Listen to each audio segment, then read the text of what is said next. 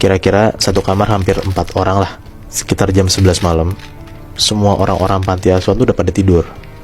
Dan emang seharusnya jam segitu emang anak-anak udah harus tidur, harus masuk ke kamarnya. Dan kalau ada suara gaduh berisik kayak gitu, pasti penjaga panti itu langsung keluar dan nyuruh anak-anak buat tidur lagi gitu. Sampai kadang-kadang penjaga pantinya pun emang suka ngecekin kamar anak-anaknya satu-satu buat ngecekin udah tidur apa belum gitu.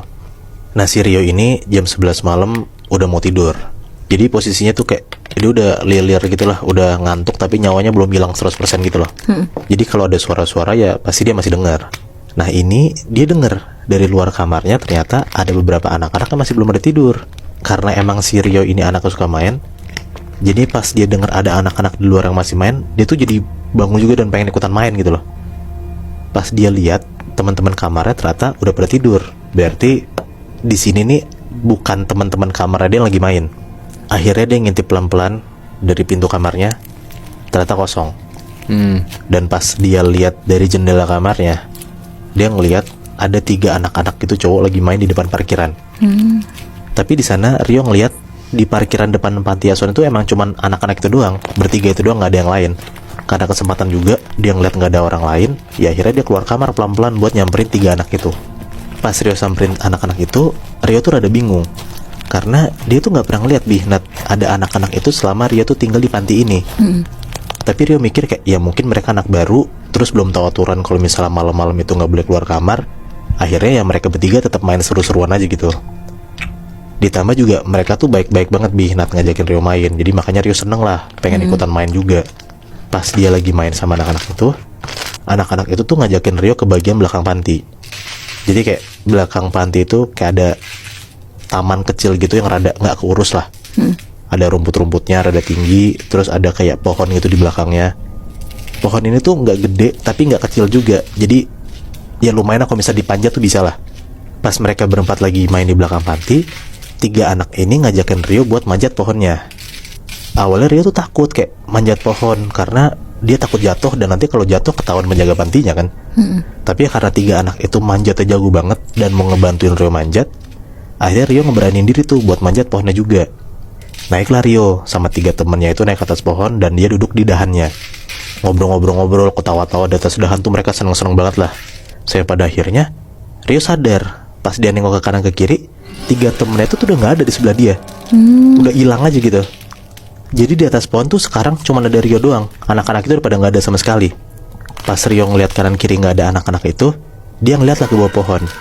Dan dia lihat Nat, 3 anak yang tadi di sebelah dia udah ada di bawah. Udah ada di bawah pohon itu.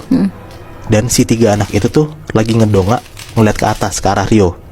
Tapi muka anak ini ternyata tuh hancur banget Nat. Ada yang matanya cuma 1, ada yang matanya bolong, ada yang nggak ada mulutnya sama sekali. Di situ tuh akhirnya Rio sadar yang ngajakin Rio main itu bukan anak beneran gitu loh. Mereka adalah penunggu panti itu. Di situ tuh Rio langsung teriak-teriak ketakutan dan akhirnya pengurus-pengurus panti langsung keluar lah. Mereka bangun terus ngebantuin Rio buat turun dan akhirnya dia dibawa ke kamar lagi dan disuruh tidur lagi lah akhirnya. Dan sekarang ada anak kedua.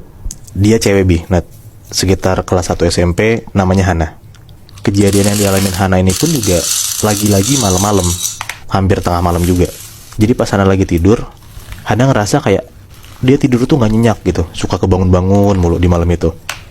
Kan katanya kalau misalnya orang lagi tidur tengah malam kebangun, tandanya kan lagi diliatin sama makhluk halus kan. Nah si Hana tuh ngerasa tidur dia gak nyenyak ya karena ada sesuatu itu. Sampai akhirnya dia ngeliat jam dan ternyata udah jam 12 malam. Hana bangun dari kasurnya buat tenangin dirinya sambil baca doa. Hana tuh duduk di kasurnya. Pas Hana lagi duduk di kasurnya, dia tuh bener-bener berasa banget Nat, kalau kasur dia tuh ada yang goyangin kencang banget sampai dia tuh ngejoprok jatuh ke bawah gitu. Hana tuh ketakutan banget lah jadinya. Dia ngebangunin teman-temannya, tapi nggak ada yang bangun sama sekali. Terus ada nih satu temannya kebangun, nyuruh Hana tidur sekasur sama dia. Akhirnya daripada Hana takut, dia milih buru-buru buat tidur sekasur sama temennya lah. Temennya ini namanya Yani.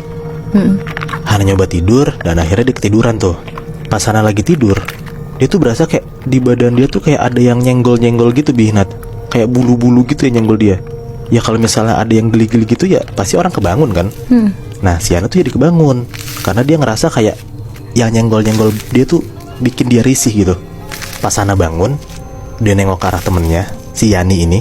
Ternyata di sebelah Hana itu bukan Yani, tapi ternyata selama malam itu dia tidur sama genderuwo. Badannya hitam, mukanya babi, lagi ngeliatin Hana sambil nganga, sampai air liur tuh jatuh-jatuh ke kepalanya si Hana ini. Dari situ tuh Hana nangis banget. Dan Hana tuh baru inget Bihnat, kalau beberapa hari lalu itu Yani sebenarnya udah nggak ada di panti karena udah diadopsi sama orang lain. Ya anjrit. Jadi si genderuwo itu tuh nyamar jadi Yani. Dan si Hana tuh nggak sadar selama itu. Sekarang cerita terakhir, cerita yang dirasain sama anak panti itu juga, namanya Bismo. Umurnya 12 tahun. Dia dari kecil sampai umur 12 tahun emang udah tinggal di sana. Jadi kasarannya kayak dia kenal betul lah sama lingkungan dan orang-orang panti itu.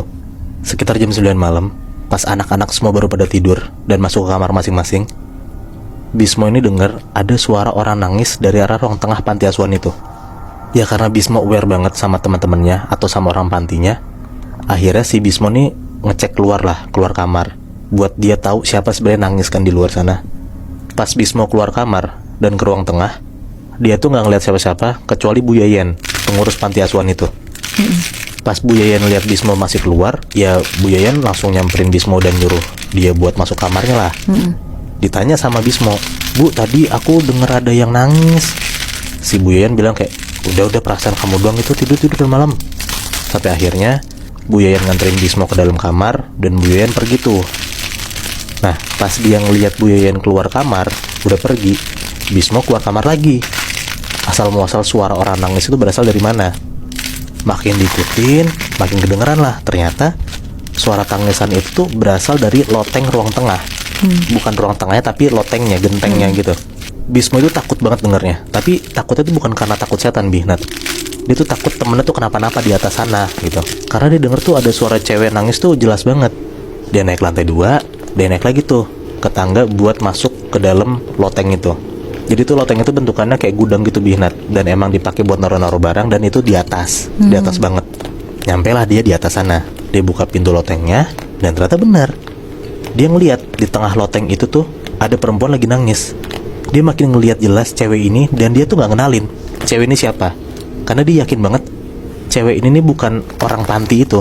Karena kan dia udah lama tinggal di situ kan. Ya harusnya dia kenal gitu. Iya, dia ngeliat ada cewek kayak gitu, si Bismo takut banget lah. Akhirnya dia sadar kalau misalnya kayaknya cewek ini tuh makhluk halus gitu, penunggu panti itu. Dia mundur pelan-pelan buat kabur, dia mau tutup pintunya.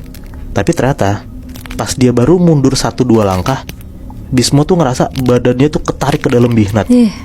Pas dia masuk ke dalam, pintu lotengnya tiba-tiba ketutup. Brak. Anjrit. Dia coba buka-buka pintu tuh nggak bisa kebuka sama sekali, kayak kekunci gitu di dalam. Bismo ini teriak kencang banget, dia nangis minta tolong, tapi nggak ada satu orang pun yang datang buat bantuin Bismo. Bismo cuma bisa ngelihat cewek ini tuh pelan-pelan jalan ke arah Bismo sambil nangis. Tapi si muka cewek ini tuh ketutupan rambut, nggak kelihatan sama sekali. Sampai makin lama cewek ini ngedeketin ke arah Bismo, dan pas banget di depan Bismo, cewek ini ngomong, "Kamu di sini aja ya." Cewek ini pakai baju putih panjang gitu. Bismo tuh cuman teriak-teriak bilang nggak mau karena cewek ini. Sampai akhirnya cewek ini tuh megang tangan Bismo, dia genggam tangan Bismo kenceng banget dan ngebawa Bismo ke tengah lotengnya itu. Pas cewek ini balikin badan, Bismo tuh lihat punggung cewek itu bolong, Bihnat. Di dalam badan cewek ini tuh kayak banyak belatungnya, udah hancur gitu organnya. Dan selama itu pun juga Bismo cuma bisa nangis aja, dia nggak bisa ngapa-ngapain. Dia digandeng sama nih cewek, dibawa ke tengah loteng pun dia juga nangis doang gitu. Sampai akhirnya karena si Bismo dia cuma nangis mau kerjanya, si cewek ini tiba-tiba teriak ke arah Bismo, "Diam kamu," gitu. Abis itu pas dia diteriakin banget ke depan mukanya, akhirnya Bismo pingsan. Bangun-bangun, alhamdulillah tuh Bismo tuh udah nggak di loteng itu, dia udah di kamarnya. Dia dikelilingin sama orang-orang panti yang muka tuh kayak panik buat liat Bismo. Dan ternyata salah satu dari penjaga panti itu bilang ke Bismo kalau dia itu dibawa sama penunggu panti yang emang udah hampir belasan tahun gak nampakin dirinya ke orang-orang. Karena tadi gue bilang kan, si Bismo ini dari kecil sampai umur 12 tahun tinggal di sana kan. Dan dia tuh gak pernah ngeliat sama sekali, Nah, ada cewek ini. Tapi ternyata ya dia dikasih tahu sama penjaga panti yang lebih lama kalau misalnya ada penunggu panti ini cewek yang emang tempatnya dalam tanda kutip itu tuh di loteng. Jadi emang banyak banget lah anak-anak kecil atau emang yang ngurusin panti itu bilang kalau misalnya pantinya itu angker banget, panti ini. Dan sebenarnya masih banyak banget cerita yang terjadi di sana. Tapi gue cuma bisa ceritain 3 dari sekian banyak cerita yang ada di panti asuhan itu. Wow.